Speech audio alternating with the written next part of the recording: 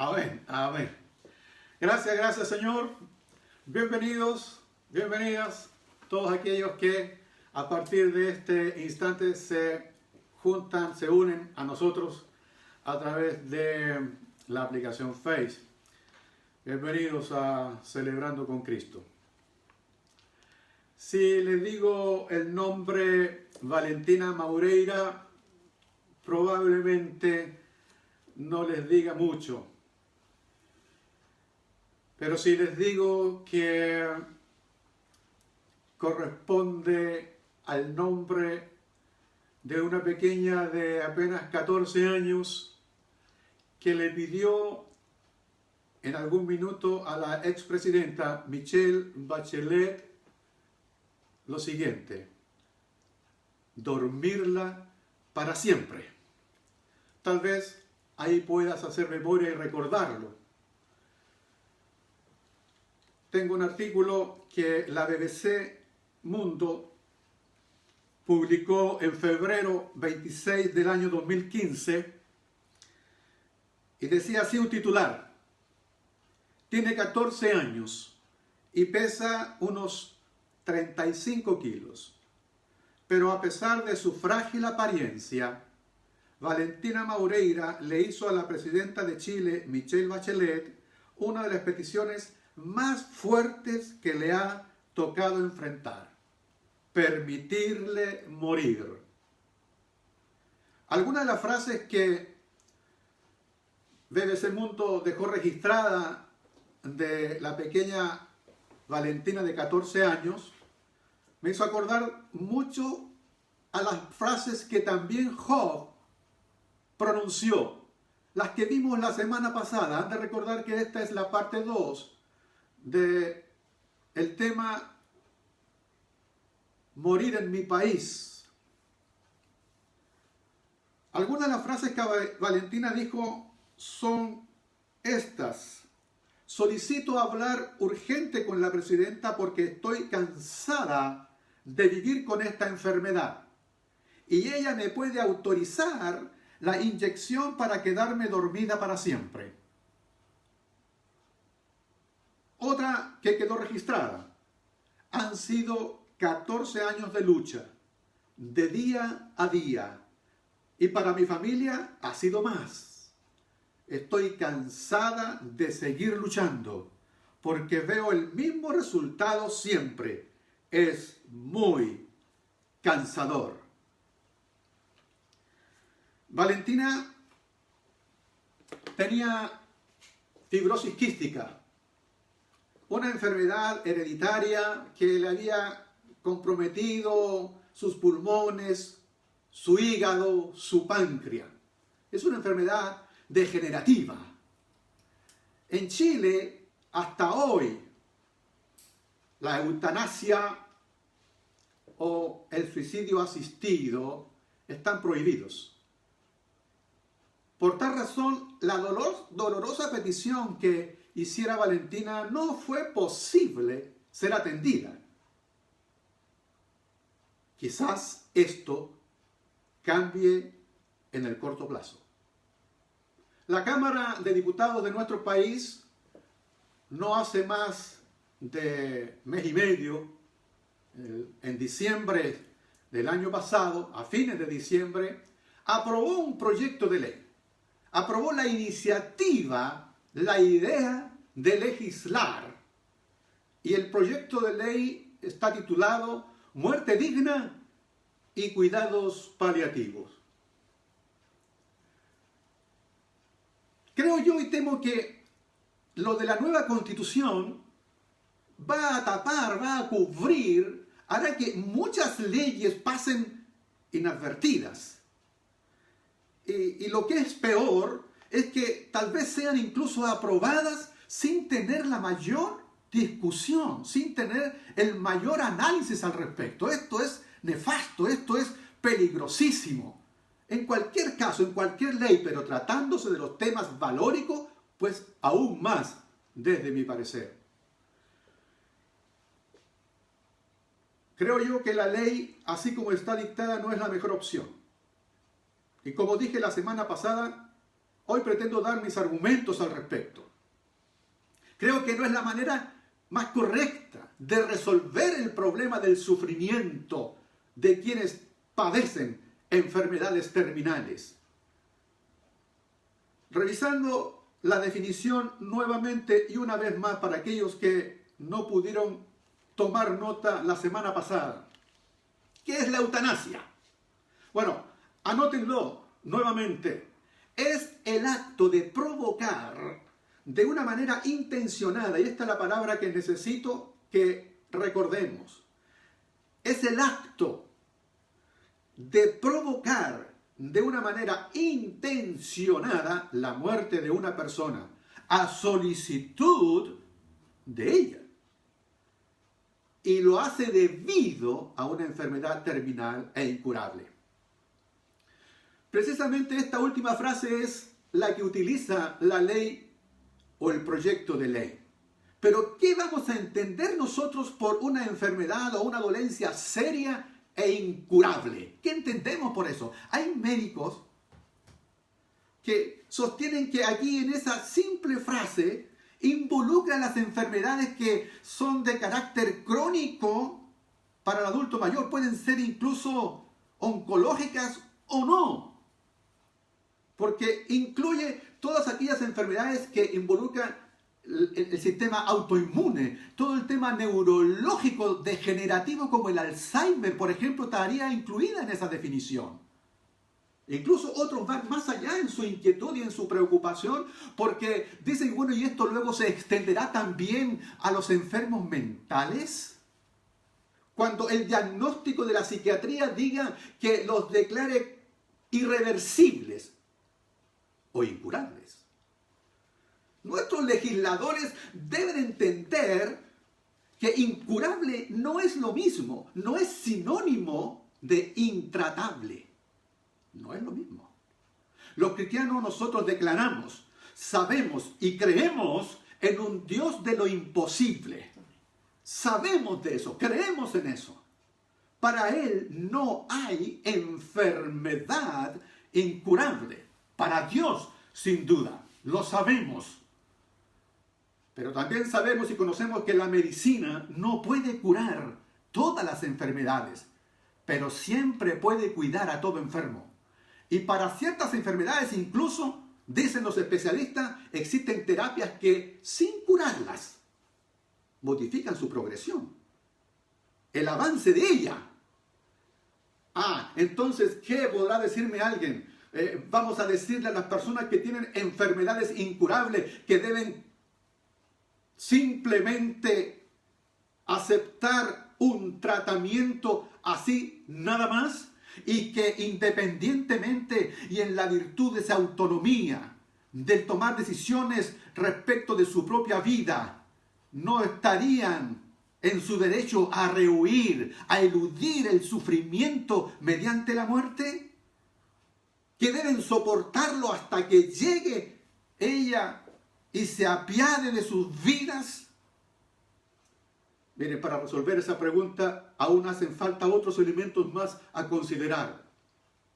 Así como que digo que la eutanasia no es la mejor opción, no es la mejor alternativa, tampoco lo es la distanasia. ¿Qué es esto? ¿Qué es distanasia? Distanasia es alargar la vida o retrasar la muerte todo lo posible, probando opciones de cura, incluso alargando el sufrimiento y dolor de la persona por medios artificiales. Tampoco es lo correcto. Desde mi perspectiva, esa tampoco es una buena solución. Esto es solo una obstinación de la medicina, una obstinación terapéutica conocida como encarnizamiento. Encarnizamiento. Esto es no dejar que la naturaleza siga su curso.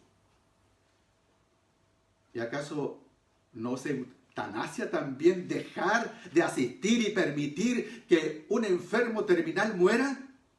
Sí, también lo es.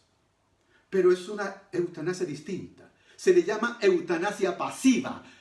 Hay una diferencia con la eutanasia activa, que es la que promueve esta ley. La eutanasia activa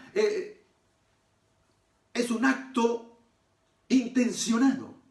La pasiva no es un acto intencionado, no es un acto directo de provocar la muerte de la persona. Debemos entender la diferencia entre matar y dejar morir. Cuando dejamos que la naturaleza siga su curso, cuando no nos oponemos a ella, cuando veamos que la voluntad de Dios se manifiesta incluso en este seguir, hablamos de una eutanasia pasiva. Es decir, se trata de no prolongar la vida innecesariamente. Debemos aceptar que todos somos mortales, punto. Permitir que alguien muera es un acto de humanidad realmente. Al contrario del encarnizamiento, se debe promover los cuidados paliativos. Según he leído artículos de médicos que son del área de la bioética y se dedican a esto de los cuidados paliativos, ellos han dicho y han detectado lo siguiente, que mientras más se amplía, se promueve los cuidados paliativos, fíjense que cada vez es menos las personas que piden la eutanasia, es más, comienzan a rechazarla. Estos médicos sostienen que los enfermos que solicitan la eutanasia es porque han sido maltratados o no han sido bien tratados, ni médicamente, ni emocionalmente.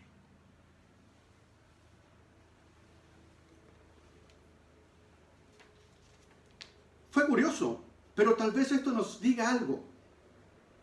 Me encontré con la historia de Valentina Maureira después de unos meses más, donde la BBC Mundo vuelve a tratar el caso de ella. Pero fue curioso.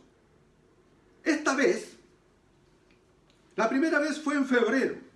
Ahora en marzo, la BBC titulaba nuevamente el caso de Valentina. Pero decía así, presta atención. 23 de marzo de 2015, BBC Mundo. Un mes después de que publicara el caso de Valentina, ahora titulaba lo siguiente. Chile, : niña que pidió eutanasia a Bachelet, cambió de opinión. Hay gente que me ha hecho cambiar mi forma de pensar, manifestó Valentina, la menor de 14 años, al diario chileno El Mercurio, dice la BBC. Asimismo, su padre, Freddy Maureira, confirmó la información a la agencia de noticias Associated Press y explicó, comillas, apareció una familia de Argentina, de Córdoba, que vinieron a verla y que tenían 3 hermanos con fibrosis quística que fallecieron. Y a otra hija le trasplantaron el pulmón en Brasil. E igual ella sigue pensando la mitad y mitad, cierre comillas. Valentina había tomado la difícil, la dolorosa, pero valiente decisión de esperar el desenlace fatal de su vida. Valentina falleció 2 meses después, en el mes de mayo. Es cierto, también hay muchas otras personas que murieron con la misma idea. No han cambiado de opinión. Hay otras que también así ocurrió, como la chica de Talca de 20 años. Quiero compartir con ustedes el resumen de un artículo de un doctor que me pareció interesante para poder compartir con ustedes hoy. El doctor Otto Dor, profesor de psiquiatría de la Universidad de Chile y de UDP, de la Academia de Medicina. Hoy la eutanasia está aprobada en Holanda, Bélgica, Luxemburgo, Suiza, Canadá, Colombia y en 50 estados de Estados Unidos. Él señala lo siguiente: el aumento de los casos ha sido exponencial cuando se ha dictado la ley. Así en Holanda, a poco de aprobada la ley, el 15% de las muertes en mayores de 60 fue por eutanasia, llegando en 2015 a 5.516 casos. Y agrega que el año 2017 en Holanda 169 pacientes con algún tipo de demencia fueron sometidos a eutanasia. Es probable que tal vez me digas, no me hables de números, ni de cifras, ni de estadísticas. Cuando estamos hablando de personas, se tratan de personas de carne y hueso que sufren lo indecible. No es legítimo, me dirá otro, que el Estado, porque finalmente será el Estado sobre el cual recaerá la decisión de decir sí o no, entonces será legítimo que el Estado imponga el que una persona sufra cuando ya no existe esperanza alguna de mejoría para él, para ella. Es cierto. No obstante, cuando de leyes se trata, es importante ver todos los pros y todos los contras. Es importante que veamos todos los inconvenientes que hay. Esto puede llevar a tomar una mala decisión y el ver la experiencia de otros países, eso ayuda. Dado que todo derecho implica también una responsabilidad, hay quien sostiene que al día siguiente de apenas aprobada la ley, no faltarán los seguros de salud. ¿Qué van a decir? Dirán, como existe la posibilidad de la eutanasia, entonces no van a estar dispuestos a cubrir los cuidados paliativos a una persona. Es decir, solo se limitarán a pagar los costos de la inyección letal. Esto no es ficción. Esto no es invento, esto ya está ocurriendo, esto ya se da en algunos estados de Estados Unidos. Se oponen al tratamiento, se oponen al cuidado, porque es más costoso. Prefieren simplemente costear la eutanasia. Para ellos es más beneficioso. Es decir, sería más barato inducir a los ancianos a la eutanasia que mantenerlos en los hogares. Y esto no es solo un tema económico, es un tema social, es un tema emocional. Ya hay registro en algunos lugares de ancianos que han dicho, ya lo tengo claro, me queda clarísimo, es preferible partir antes, desaparecer antes que terminar en un asilo. Es decir, abuelos y abuelas generosamente van a tener que sentir el peso y recibirán este peso social y familiar, que van a preferir solicitar su muerte a ser una carga para sus hijos y sus nietos. De aprobarse la ley sobre la eutanasia, miren, la sentencia de la esposa de Job que vimos la semana pasada se hará sentir con fiereza, con fuerza, en la mente, en el corazón de nuestros enfermos en nuestro país.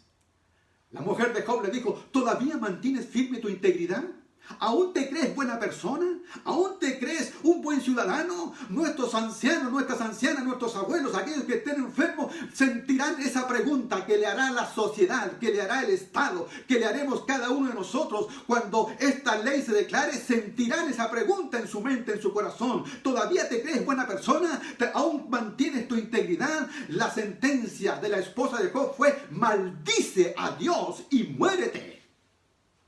Ese será el peso que caerá sobre aquellos. Y yo no quiero ese peso sobre ellos. Que sientan esa presión de saber que es mejor, en vez de sentirse una carga, un lastre, un problema para los suyos, y de que sean considerados entonces incluso como buena persona, más íntegro, decidirán entonces por que su vida sea eliminada, exterminada. Será nuestra sentencia sobre todos ellos. Hay quienes, intentando suavizar esta frase, han intentado traducirla de una manera tal vez menos dolorosa. Y lo que estaría tratando de decir la mujer de Job es, maldice a Dios y déjalo que Él te mate. Pensando en que maldecir a Dios significaría una sentencia de muerte, porque ese Dios no permitiría una maldición y entonces quitaría la vida a Job. Y lo que estaría diciendo la mujer es que no es que quiero que mueras, es que quiero que termines con tu sufrimiento, que quiero que termines con este martirio, que termines con este dolor que te arrastra día y noche. Que pareciera ser lo mismo que piden las personas que están solicitando la eutanasia. No es que no deseen vivir, es que no quieren vivir de esa forma. No es que deseen la muerte, es que no pueden seguir viviendo de esa manera, de esa forma. C.S. Lewis nos dejó esta frase: Dios nos habla en voz baja en nuestras alegrías. Nos habla en voz normal en nuestra conciencia, pero nos grita en nuestros dolores. El camino del dolor y el sufrimiento no es un camino fácil, sin duda que no lo es. Job testifica que habían pasado meses de sentirse menos que nada, noches eternas de sufrimiento. Fue para él una situación insoportable. El sufrir la pena y la angustia fue más de lo que pudo él aguantar.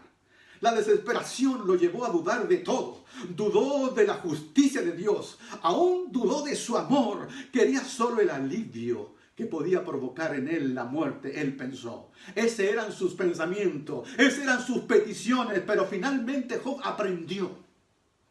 Al final del libro notamos todo lo que él aprendió. Que él tenía todavía un futuro en Dios. Con Dios y para Dios. Vamos a tratar de revisar lo que él pensó finalmente. ¿Por qué? Porque cuando su esposa le dijo que deseara la muerte y que pudiese buscar la muerte, él no lo hizo, aun cuando su situación era desesperante. La llamó a ella y le dijo que estaba hablando tonterías. Aunque la palabra usada habla de una necedad que reviste algo más. Era una perversidad propia de una persona con deficiencias morales, perversas espiritualmente. Por ello, él la invita, le conmina a no tan solo aceptar las cosas buenas de Dios, sino también las malas y dolorosas de la vida. Solo hemos de recibir las cosas buenas y no las malas. Esa fue la reflexión de Job.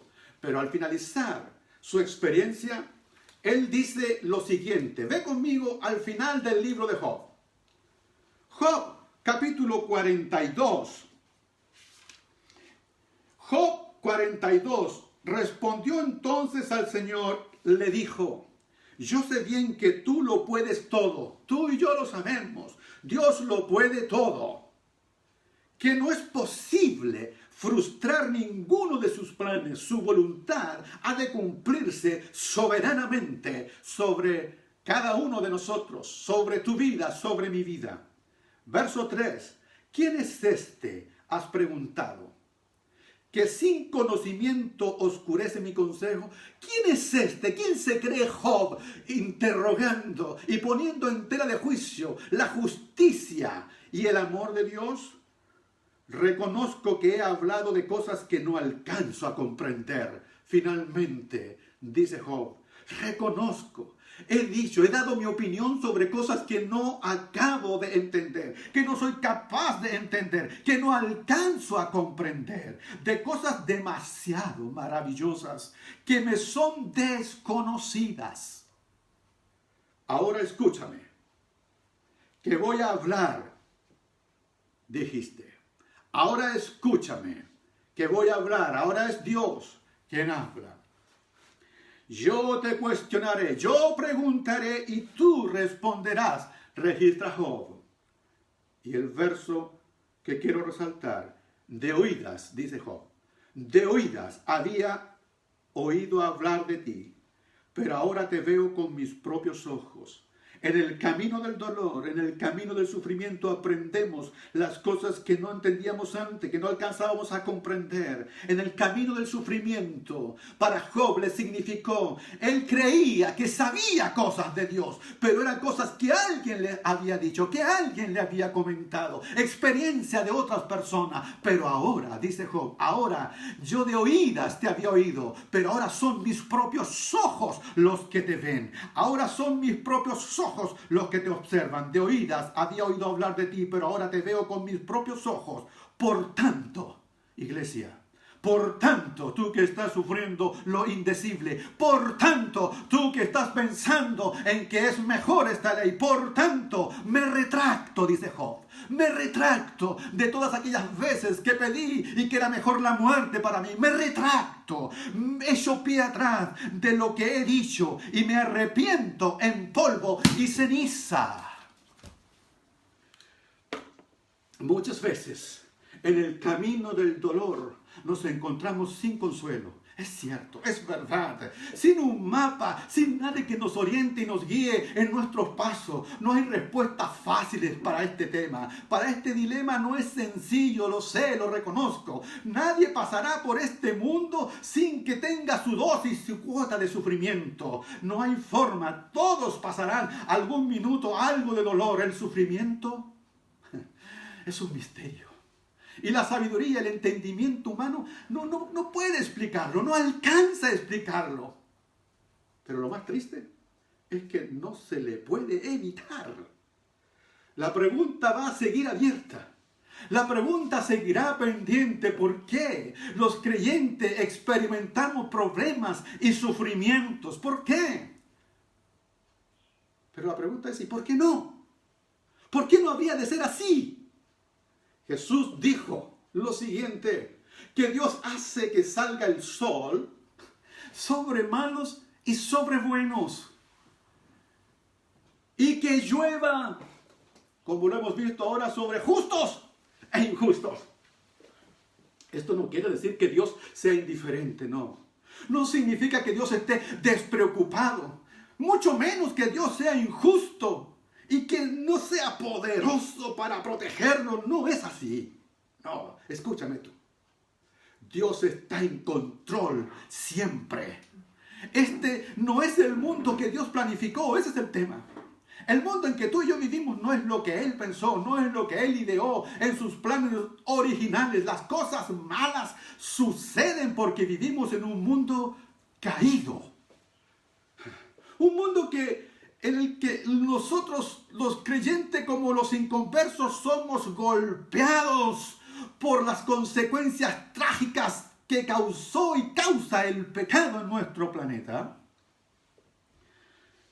Quizás no tengamos respuestas de por qué Dios permite el mal, pero podemos estar seguros de que Él es todopoderoso y Él sabe lo que está haciendo. Escúchame, el dolor es tremendo, no lo entenderé, pero Él sabe lo que está haciendo. Y si puedes confiar en Dios en medio del dolor, en medio de la confusión, si puedes confiar en Él en cuanto te sientas en la total y absoluta soledad, tendrás la victoria, eliminarás la duda que quiera arraigarse dentro de tu corazón, porque Dios será tu simiente. Y si Él es tu base, nada, ni nadie podrá separarte de su amor. Ni lo alto, ni lo bajo, ni lo profundo, ni espada, ni desnudez, nada, ni aún la enfermedad terminal podrá separarte del amor de Dios.